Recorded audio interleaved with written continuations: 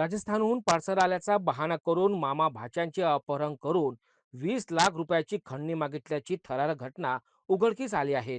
मात्र चित्रपटालाही लाजवेल अशा वेगाने कारवाई करीत जळगाव येथील शनीपेठ पोलीस आणि स्थानिक गुन्हे शाखेच्या पथकाने अवघ्या 3 तासातच अकोला येथे धडक देत अपहरणकर्त्याच्या तावडीतून गणपतलाल माळी यांची सुखरूप सुटका केली.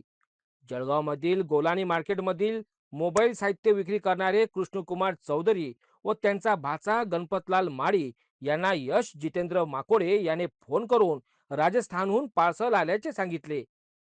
ममुराबाद रस्त्यावरील एका दुमजली इमारतीत नेऊन भाच्याला बांधून ठेवण्यात आले, तर मामालाही चाकूचा धाक दाखवून बसून ठेवले. तू मला मारण्याची सुपारी दिली असा खोटा आरोप करून आरोपींनी त्यांना धमकाविले. यानंतर दोघांना दुचाकीवरून भुसावळच्या दिशेने नेत अकोल्यात डांबून ठेवले.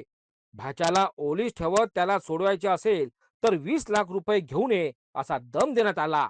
मात्र प्रसावधान राखत कृष्णकुमार चौधरी पहाटे जळगावात पोहोचले आणि थेट शनीपेठ पोलीस ठाण्यात धाव घेऊन तक्रार दाखल केली. तांत्रिक तपासाच्या आधारे पोलिसांनी पहाटेच अकोल्यात सापळा रचून यश माकोडे व एका अल्पवयीन मुलाला ताब्यात घेतले. अपहरणाची माहिती मिळाल्यानंतर अवघ्या 3 तासातच पोलिसांनी गणपतलाल यांची सुखरूप सुटका केली. या धाडसी कारवाईमुळे संभाव्य मोठा अनर्थ टळला. अपहरण झाल्याची घटना मोठी घडलेली आहे आणि त्या दोघांनाही आपण सोडवण्याचं आपल्याला यश आलेलं आहे. अकोल्यावरून त्यांना आपण ताब्यात घेतलेलं आहे. काय नेमका प्रकार? एक मामा भाचा आहे.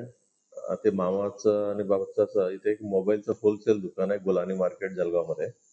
या दोघांना रविवारच्या दिवशी म्हणजे 15 फेब्रुवारीच्या दिवशी सायंकाळी 5:30 वाजता एक पार्सल आलं म्हणून जळगावला एका ठिकाणी बोलवण्यात आले होते. मग ते पार्सल कलेक्ट करायला तिथे गेले की ते दोघं सोबत गेलो होतं. पहिले एकांना बोलवलं की आतमध्ये जाऊन तुम्ही पार्सल कलेक्ट करा.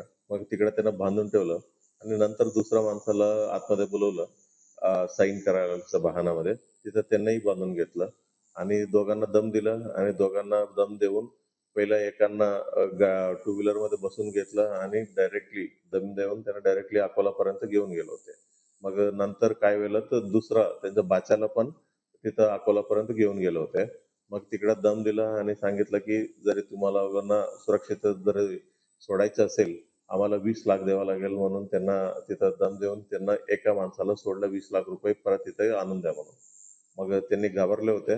तिथं अकोल्यात सोडलेल्या एक माणसांनी त्यांच्याच नातेवाईकांनी कोणाला तरी कॉन्टॅक्ट केलं आणि त्या जळगावात आलं आणि रात्री 4:30 वाजता शनीपेठ पोलीस स्टेशन मध्ये जे फिर्यादी पोहोचले.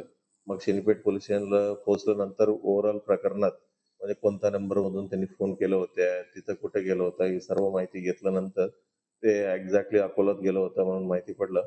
मग इमिडिएटली एक्झॅक्ट लोकेशन देखील आम्हाला माहिती पडल्यावर तिकडच्या LCB वाल्यांच्या मदतीनं आरोपींना आम्ही ताब्यात घेतलं होतं. ते दिवशी रात्रीच आम्ही ताब्यात घेतलं होतं कालच्या दिवशी.